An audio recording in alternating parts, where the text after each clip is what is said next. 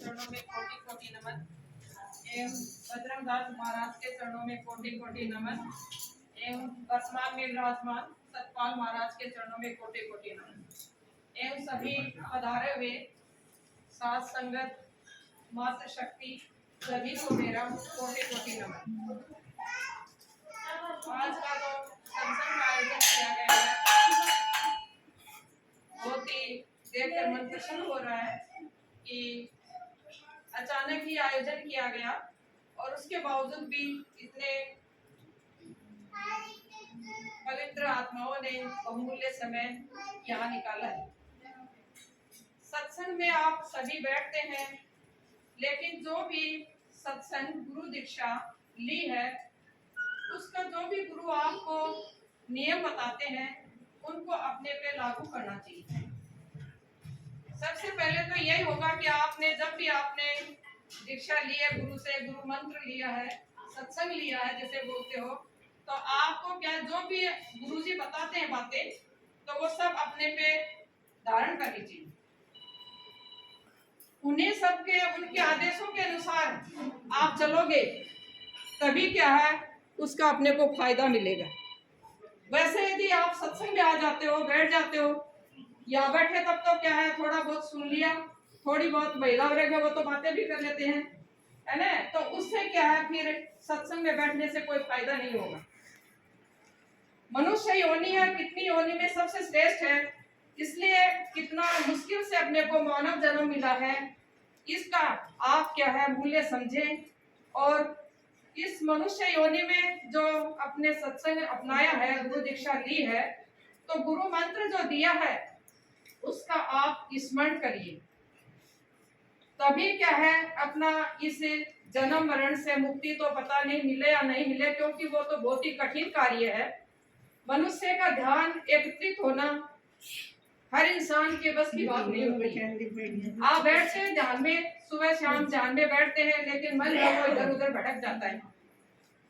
तो उस मन को एकाग्र करने के लिए आप धीरे धीरे, यदि नहीं होता है ध्यान में, नहीं मन यदि शांत अपन बैठ जाते हैं तो क्या अपना मन इधर उधर की बातों में चला जाता है, तो आप बोल बोल के उच्चारण कीजिए, जिससे क्या है कि मन वही शब्द अपनी आत्मा से निकलेंगे। और ये जो अपना शरीर है ये तो भौतिक शरीर है, आत्मा है ये तो अपनी अमर है। कोई भी मनुष्य है उसकी मृत्यु हो जाती है, लेकिन ये तो क्या उसका जो शरीर है भौतिक वो ही नष्ट हुआ है, यानी कि उसकी आत्मा तो अमर ही है। वो इंसान उसकी पवित्र आत्मा वो अमर ही है।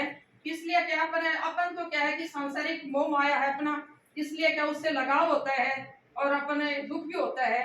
लेकिन वैसे यदि जो सही भक्त होते हैं, जो ज्ञान प्राप्त कर लेते हैं, तो वो तो क्या है कोई यदि किसी की मृत्यु हो जाती है तो भी रोते नहीं है और उसको ये कहते हैं कि भाई आत्मा को शांति मिलनी चाहिए, है। तो मैं तो यही कहना चाहती हूँ कि सभी जो यहाँ पे बैठी हुई हैं महिलाएं और जो भी अपने गाते हैं, जो भी सुनते हैं, उसको अपने पे अमल करो। और दूसरी बात यह है कि सबसे पहले तो क्या है कि जो गृहस्थी में है उनको समय भी नहीं मिलता है, तो चलते चलते जैसे भी क्या उच्चारण करो और समय अपन निकालें तो निकल सकता है।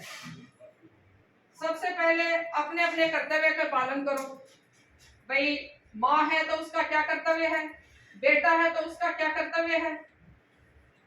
और सबसे पुण्य जो कर्म बताया गया है वो तो क्या है, मैंने तो यही सुना है कि माँ बाप की सेवा या अन्य कोई भी दुखी इंसान है तो उसकी हेल्प करना, सहायता करना, वो सबसे बड़ा धर्म है।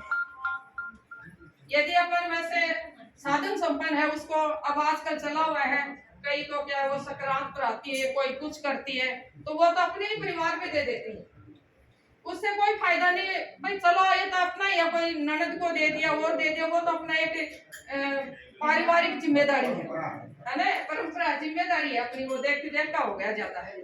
यदि कोई बेचारा असहाय व्यक्ति है और वो दुखी है, उसकी अपन सहायता करते हैं तो एक पुण्य का कार्य होता है। तो मैं तो यही कहना चाहती हूँ, और भी बैठे हुए हैं सभी का, तो आप क्या सभी भजन करें। भजन वही है जो आपको गुरु मंत्र दिया है, उसका स्मरण करें और सभी अपने अपने कर्तव्य का पालन करें। और यदि किसी ने गलती कर दी, आपको कोई गलत शब्द बोल दिया, तो उसको क्या है, क्षमा कर दो, है ना। क्षमा यानी कि गलती करने वाले से माफ करने वाला बड़ा होता है। तो सभी क्या है, इन सभी सत्संग के जो नियम है उनको अपने पे अमल करें, और सत्संग का जो भी गुरु मंत्र दिया है उसका क्या है, अपना स्मरण करते रहें। उसी से क्या है कि अपना सुधार होगा। भक्ति में शक्ति आप अपने पे लागू करो। वास्तव में मैं तो देखो, मैंने ये प्रत्यक्ष में मैंने अपने पे अपनाई है कि इंसान यदि सच्चे मन से करता है तो उसको अवश्य ही क्या उसका फल प्राप्त होता है। और ये जो अपना जो शरीर है, ये अपना जो गृहस्थ जीवन है, और जो बच्चे हैं, परिवार है, ये तो अपने पीछे के जो कर्म है अपने किए हैं, पाप और पुण्य दोनों मिलकर क्या ये अपने को मनुष्य योनि मिली है। उसमें क्या सुख और दुख दोनों आते रहते हैं। दुख है ये अपने पीछे कोई कर्म किए होंगे, मैंने तो यही सुना है, अब देखो देख के तो मैं भी नहीं आई हूँ कि, और वास्तव में मैं तो मानती भी हूँ, एक इंसान के दो आंखें, दो हाथ पैर सबके होते हैं, और एक इंसान इतना मेहनत करता है लेकिन फिर भी उसको उसका जीवन दुखी होता है। और एक है वो इतना थोड़ा सा करता है, उसमें उसके जीवन बहुत ही अच्छा चलता है, उसकी अच्छी आमदनी होती है, तो वो भी उसके कर्मों का ही फल है। बुद्धि तो उसके भी पास है, हाथ पैर भी है।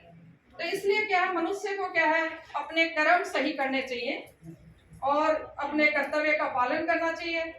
किसी की आत्मा नहीं दुखानी चाहिए, माँ बाप की सेवा करनी चाहिए। जो महिला वर्ग है उनके माँ बाप तो पीछे रह जाते हैं, जो सास ससुर हैं उनकी करनी चाहिए।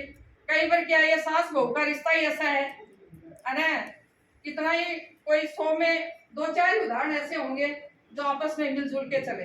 तो मैं तो यही कहती हूँ, यदि सास भी वृद्ध है, कुछ कह दिया हो तो भी आप क्या है, माफ करके उनकी सेवा करें, और सत्संग में जो आपको गुरुजी ने आपको जो गुरु मंत्र दिया है उसका स्मरण करें, और सत्संग के जो भी नियम है वो अपने पे अमल करें। इसी में क्या है, अच्छा है अपने, यानी कि अपन कर्म करेंगे उसी का फल मिलेगा अपने को। इतना ही कहकर मैं सबको सत्साहेब,